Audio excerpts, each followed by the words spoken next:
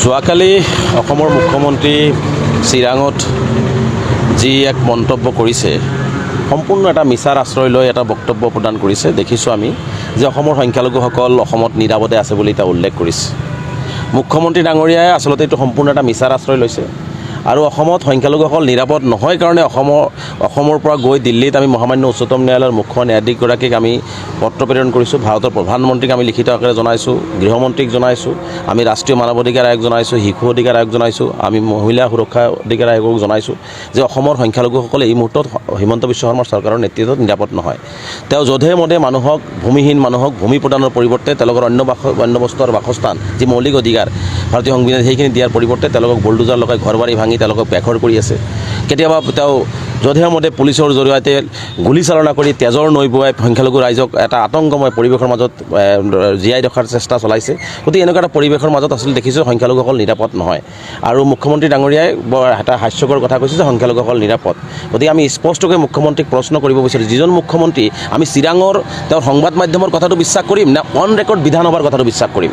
যিজন মুখ্যমন্ত্ৰী বিধানসভাত কৈছে যে আমি উজনি অসমত কোনো শ্ৰমিক গ'লে তাৰ নিৰাপত্তাৰ দায়িত্ব ল'ব নোৱাৰিম, তেনেহ'লে মুখ্যমন্ত্ৰী ডাঙৰীয়াই এটা মুখ্যমন্ত্ৰীক কেইটা চশমাৰে কথা কয়? এবাৰ আহি তেওঁ ইয়াত ক'ব সংখ্যালঘুসকল নিৰাপদত আছে, আন বিধানসভাৰ মজিয়াত অন ৰেকৰ্ড ক'ব তেওঁ সংখ্যালঘুসকলৰ নিৰাপত্তাৰ দায়িত্ব ল'ব নোৱাৰে। তাৰ উপৰি আৰু কথা কৈছোঁ, ধিঙত আজি যি জঘন্য ঘটনা সংঘটিত হ'ল, আজি অপৰাধীক আদালতত যোৱাৰ সময়ত আদালতত যোৱাৰ সুযোগেই নিদিলে। আজি আৰক্ষীৰ হাতত তেওঁলোকে পানীত পৰি আসামী মৃত্যু হ'ল। সি দোষী নিৰ্দোষী আদালতত ক'বই নোৱাৰিলে আৰু তাক মুকলি আকাশৰ তলত শাস্তি বিহিব নোৱাৰিলে। আজি আৰক্ষীৰ হাততো মানুহ আসামীও নিৰাপদ নহয়। আজি উজনি অসমত শিৱসাগৰ জিলাৰ সভাপতি আজি দেখিছোঁ যে তেওঁ শ্ৰমিকসকলক যিধৰণে নিৰ্যাতন কৰি খেদি পঠিয়ালে, 15 লাখ টকা তাক আত্মসাৎ কৰিলে শ্ৰমিকসকলৰ, সেইসকল শ্ৰমিক নিৰাপদে আছেনে? সেইসকল শ্ৰমিকৰ নিৰাপত্তা ক'ত?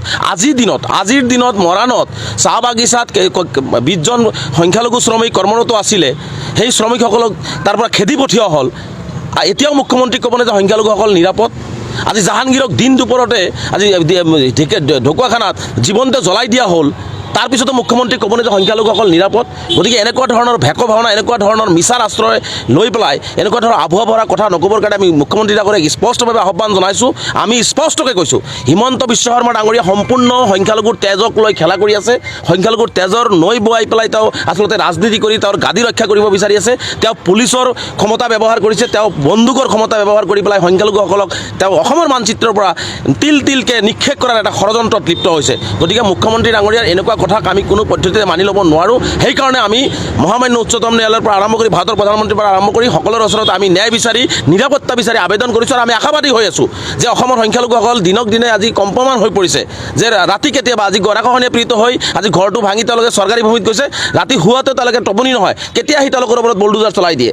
আজি সোণাপুৰত যি উচ্ছেদ কৰিলে ট্ৰাইবেল বেলবেলকত, আজি 700 ছাত্ৰ ছাত্ৰীৰ যে শিক্ষাৰ ভৱিষ্যত অন্ধকাৰ ঠেলি দিলে, সেইসকল শিক্ষাৰ নিৰাপত্তা মুখ্যমন্ত্ৰীয়ে লৈছেনে? আজি ধলপুৰত, আজি নগাঁৱত, আজি হোজাইত আজি 3000 ছাত্ৰতে 2 বছৰৰ পৰা উচ্ছেদ কৰি পেলাই তেওঁলোকক যে শিক্ষাৰ পৰা বঞ্চিত কৰিলে, সেই শিক্ষাৰ নিৰাপত্তা তেওঁ লৈছেনে?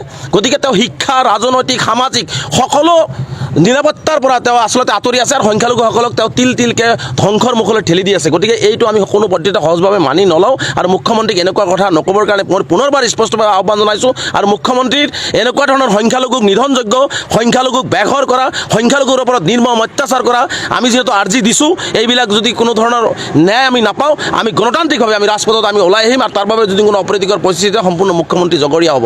আৰু লগতে মুখ্যমন্ত্ৰীয়ে আৰু এটা কথা স্পষ্টকৈ কৈছে যে আমছুৱে এটা অৰাজনৈতিক ছাত্ৰ সংগঠন, গণতান্ত্ৰিক ছাত্ৰ সংগঠন।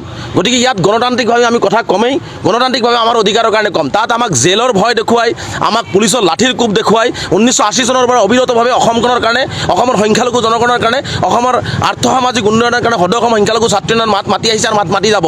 তাত আমাক লাঠিৰ ভয় দেখুৱাই, বন্দুকৰ ভয় দেখুৱাই, পুলিচৰ ভয় দেখুৱাই লাভ নাই।